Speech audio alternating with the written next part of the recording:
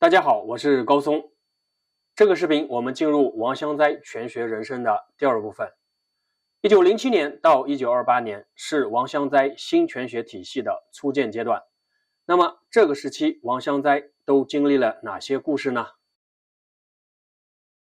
王香哉1907年来到北京，这一时期中国正进入一个军阀武治的混乱时期，各派军阀出于地盘争夺、权势维护，对具有实用积极的武人表现出了极大的热情，为武人提供了极为广阔的发展空间。一时间，处于社会底层的武人逐渐受到军阀政要的启用，众多武人纷纷进入军队，甚至走到军阀政要身边。王香哉恰逢军阀重用武人之机，进入军营。刚到军营之时，他是一个伙夫，连兵都算不上，负责担水、劈柴、喂马等日常杂役。某日，王香哉与其他兵役一起担水，同行伙伴故意冲撞王香哉，王香哉的水桶无一点洒出，并且他还能担水疾步前行。这一情景被当时从此经过的吴奉军将军看到。这位吴奉军是吴三桂的后裔，习武出身。吴将军觉得王香哉像是个练功夫的主，便召见王香哉询问。得知王香哉确实练过功夫，武人惜才，于是对王香哉多有关照。而后发现王香哉人品也非常不错，便把女儿吴淑琴嫁给了王香哉。吴淑琴自幼饱读诗书，在诗文书法方面颇有造诣，同时也很喜欢习武，可谓文武双全，女中豪杰。王香哉与夫人志趣相投，甚是恩爱。前面我们提到王香哉幼年时期基础教育扎实，婚后他又跟着吴夫人重新读书，其国学水平有了质的飞跃。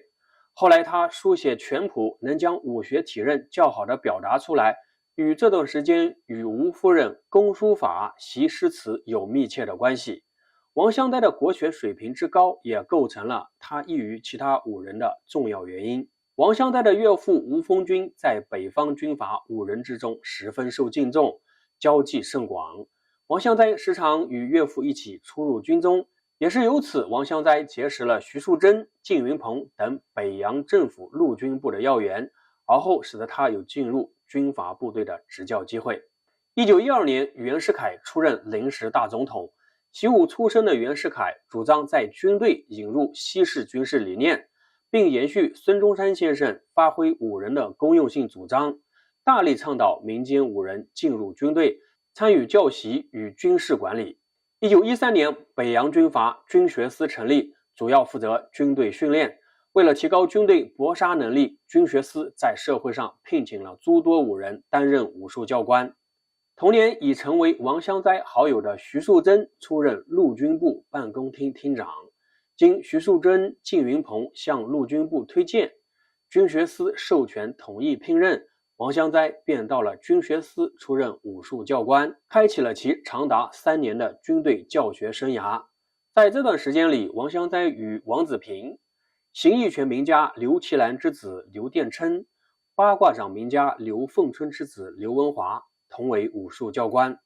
在武术教学过程中，大家主要以各自擅长的拳艺为主。此时，王香哉在教学过程中主要是延续郭云生所教授的拳术来教学。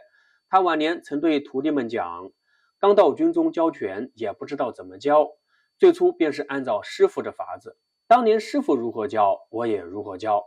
师傅重静力，主张下大功夫，我在教学之初也非常注重静力练法。从这些言语可以看出，这一时期王香哉尚未对拳术加以深入思考。军中执教这一身份使得他很快结交不少武人，开启了体验与认知其他拳种的机会。1915年，为了培养善于搏击的高级军官，北洋军阀成立武技所，王香哉等人从军学司被聘到武技所担任武术教官。同在一个武技所里供职，大家自然是少不了往来的。然而形意拳的门人大多是不认可王香哉的，即不承认王香哉是郭云生的徒弟。因此在当时武术界的诸多武人与王香哉较为疏远，当然也有不少例外，八卦掌刘文华便是其中之一。他听说王香哉和郭云生学过拳，便主动与王香哉接触，接触后发现王香哉为人正直爽快，就认下了王香哉这个兄弟。事实上，邢义全与八卦掌素有渊源，在王香哉师傅郭云生与董海川这一带，门户之间就有交往。刘文华的父亲刘凤春曾师从陈廷华，后从学于董海川，最后又学拳于邢义全大师刘七兰。刘文华很小的时候就听其父亲讲，他对郭云生敬佩有加，八卦与邢义为姊妹拳等等。因此刘文华对王香哉的到来并不排斥，同时两个人又都是森县人，有着诸多共同的话题。在这一时期，王香哉多与刘氏父子有往来。刘凤春待人随和，没有架子，徒弟很多，但没啥讲究。王香哉对刘凤春很是尊敬，常常向老先生请教。刘凤春对这个后生也较为看好，常常给予一些指点。王香哉在后来的创拳过程中，有汤尼步、圈手以及游身运劲的身法，这些并非形意拳本身所有，皆是八卦掌的拳理。而从王香哉后来的拳术生涯来看，他几乎未与其他八卦掌门人有过接触，因此可以推断，王香哉新拳学体系中八卦掌拳理的应用，主要是源于这段时间与刘凤春、刘文华父子的交往。王香哉在武技所的几年间，也常常出入于杨氏太极拳拳场，与杨少侯、杨成甫兄弟多有来往。杨家太极拳在北京教拳的历史是很早的，早在1860年，杨露禅便开始在北京金王府教拳，到第二代杨建侯起，子承父业，一面在京师警察厅教授拳术，一面在外设厂授徒。而后杨建侯将拳主要传给其子杨少侯、杨成甫兄弟二人。王香哉在武技所的时候，杨氏太极拳拳场已经由此兄弟二人主事。然而杨氏兄弟在教拳的风格上是有着较大区别的。杨少侯秉承祖上的规矩，坚持祖宗的东西不能变，基本上继承了杨建侯的拳术风格。杨成甫则不然，他对拳架进行了一系列的改造，以利于习拳者学拳。当时杨氏太极拳拳场经常有武人来学艺切磋。杨少侯脾气古怪，一般练家子他瞧不上，根本不搭理。然而他对王香哉很中意，在多年后王香哉评判拳种时，是非常推崇与肯定杨氏兄弟的。他说：嫡传宗将，当推少侯成甫、杨氏昆仲，此亦于之老有也。后来王香哉创拳时，在桩法、推手、劲力的运用上，可以看到不少太极拳的痕迹。王香哉能够吸收太极拳的诸多做法，来源于这段时间与杨氏兄弟的交往。三拜周子岩，气走鼻子里，是人们回忆这段时期的王香哉讲述最多的事情。我们首先来说一说三拜周子岩。为了应对各地迅速崛起的武力，王香哉所在的军队快速扩充数量，武技所原有武术教官不足以应对教学，便在天津、北京、山东等地发出通告，招贤纳士，广招天下英才。这个时期正是清朝武举制废弃不久的一段时间，诸多社会底层习武之人还对武举充满幻想，因此通告一贴出，武技所每日接待不少来自全国各地的武人。某日有一位叫周子岩的前来应招，恰逢王香哉在场，周子岩要求与王香哉示意。那么周子岩何许人也？周子岩是山东临清人，在当地是一个有名的武师，出生于大户人家，家资殷实，自幼好武。为了考武技所，他做了大量的准备，兴冲冲的赶去，但由于路上耽搁，到了武技所的时候，招考已经结束。他对考试颇有不满，认为其才无用武之地，便提出要与武技所武术教官较艺。当天正赶上王香哉在场执才，也便成就了二人的较艺。周子岩与王香哉三叫三拜，其后周子岩便趴在地上拜了师傅。当时有不少军队武人在场，军界一下子就知道王香哉身手不错。通过这一战，王香哉获得了武技所中不少武人的认可，形意拳部分门人也开始与其有了接触。同时，周子言的出现使王香哉开启了民间授徒的生涯。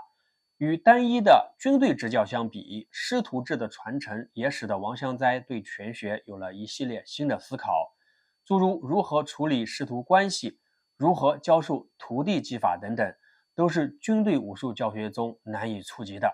请大家记住周子言的名字，我们以后还会多次提起。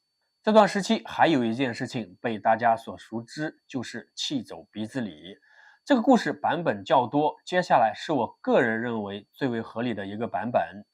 我们首先来说一说鼻子礼是谁。鼻子礼原名李瑞东，乃是李氏太极拳的创始人。由于鼻子大，人称鼻子礼。河北武清人，自幼习武，精于拳法。后来从学于王兰亭，王兰亭有杨露禅大弟子之称。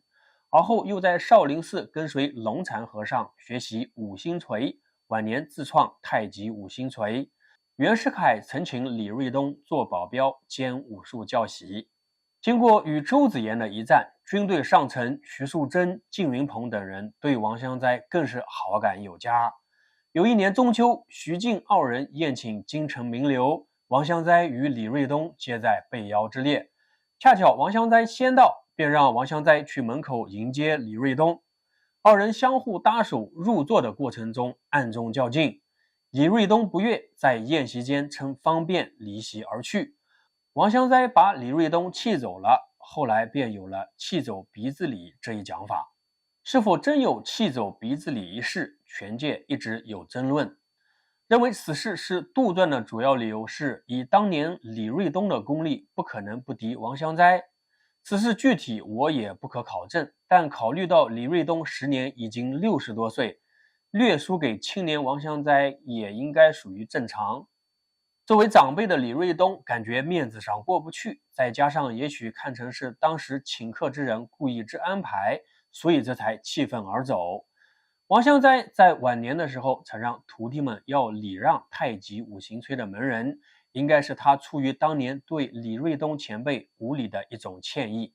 1915年，除了王香哉、刘殿琛、刘文华外，尚云祥、刘伟祥、马玉堂、马玉清也被聘请到军中执教。为了适应战场实战的需求，军队高层靳云鹏、齐正林等人要求在军事训练中充分结合技击用于战场上的大背景，以实用击击为主要训练内容。于是刘文华、王香哉、马玉堂等人便开始尝试对传统拳术进行改造，以适应战场上短距离的搏杀之用。当时王香哉在郭英生所教的形意拳基础上进行了些许的调整，对交手实战加以强化。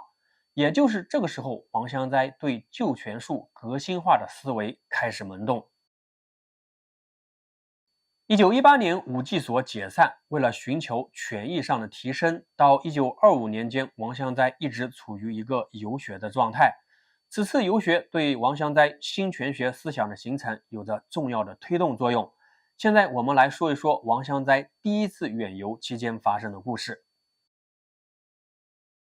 1918年，王香哉离开北京，首赴河南嵩山少林寺，寻访了恒林和尚。我们首先来说一下恒林和尚何许人也。恒林和尚俗家姓宋，河南伊川县人。1875年到少林寺出家，师从晚清少林寺著名武僧演岳大师，擅长少林形意拳。恒林和尚成年后，因其德技兼备，受戒后升为少林寺监院。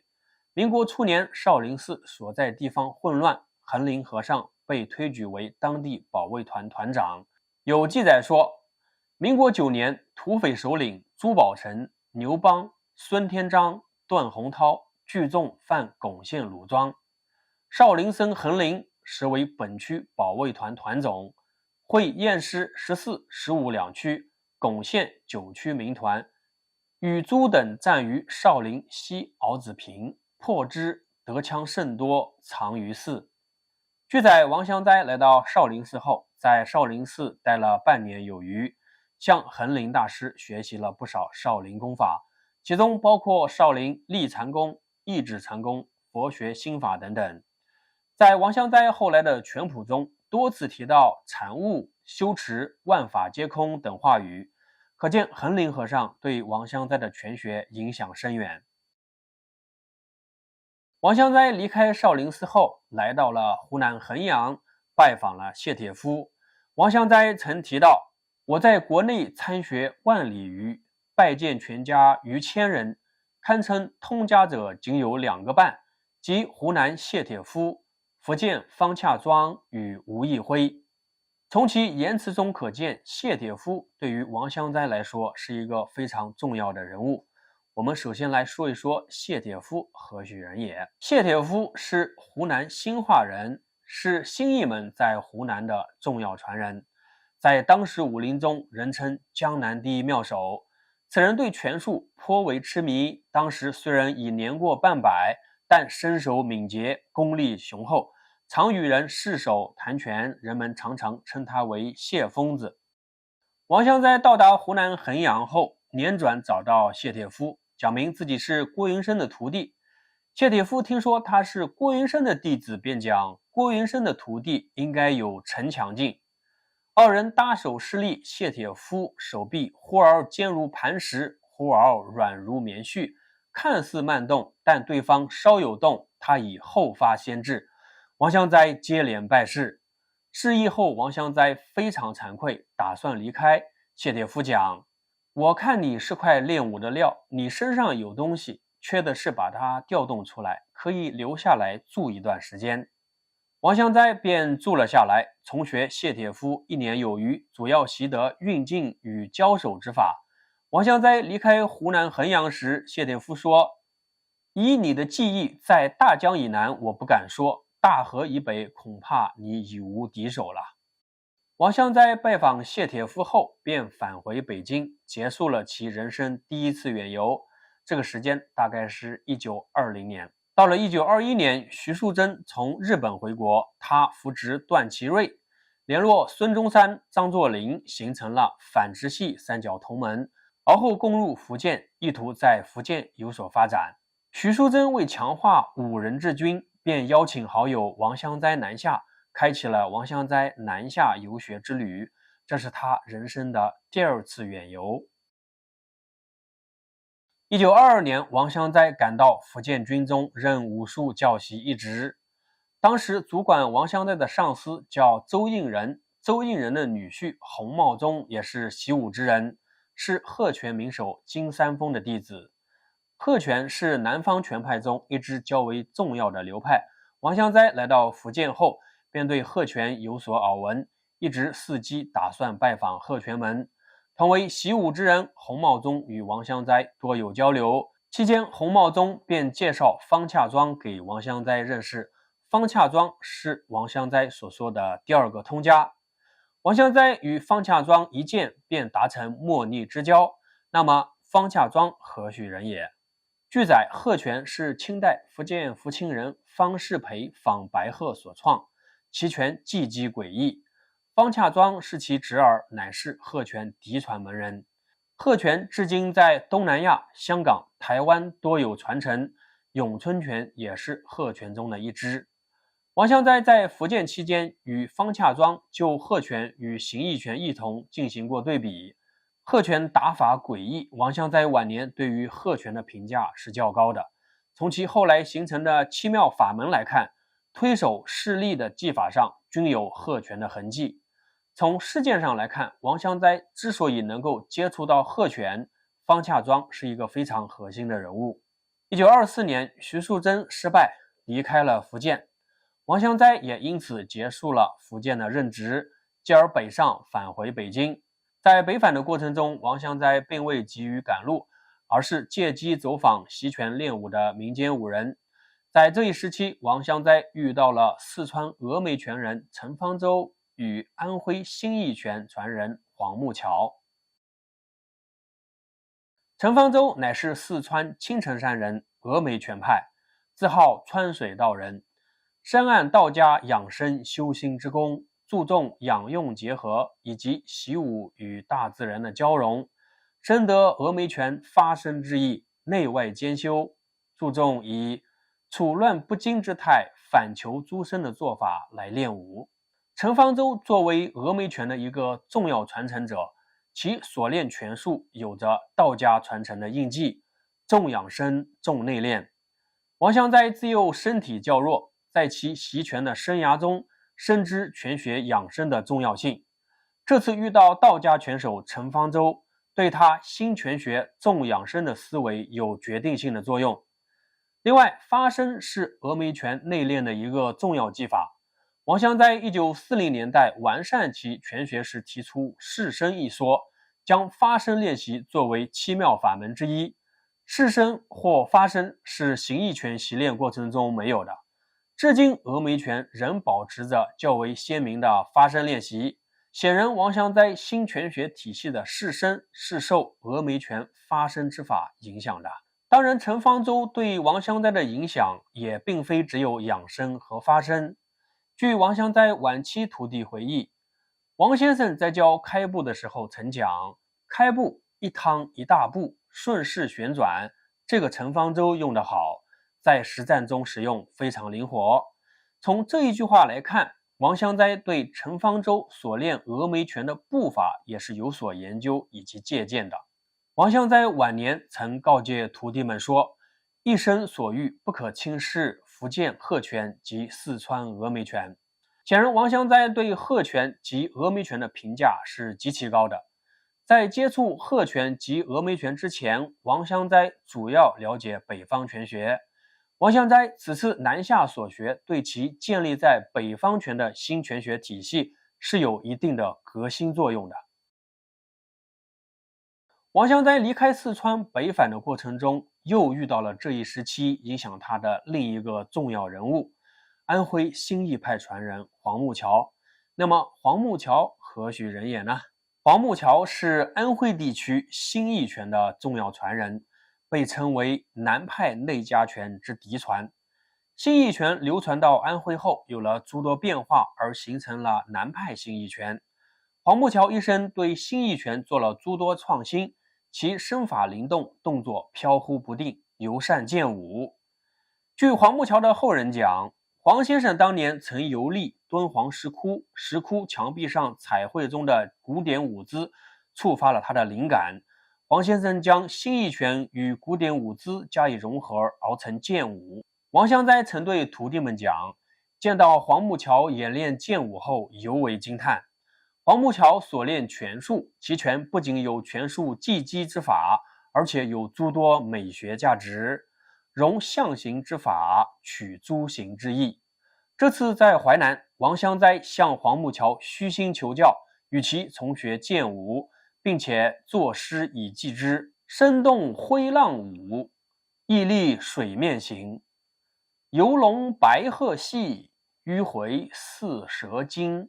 从王香斋的诗中可以看出，黄木桥对拳与武的融合非一般人所及。据徒弟们回忆，晚年的王香斋在高兴之时也会打上一段剑舞，用来活动筋骨，抒发情怀。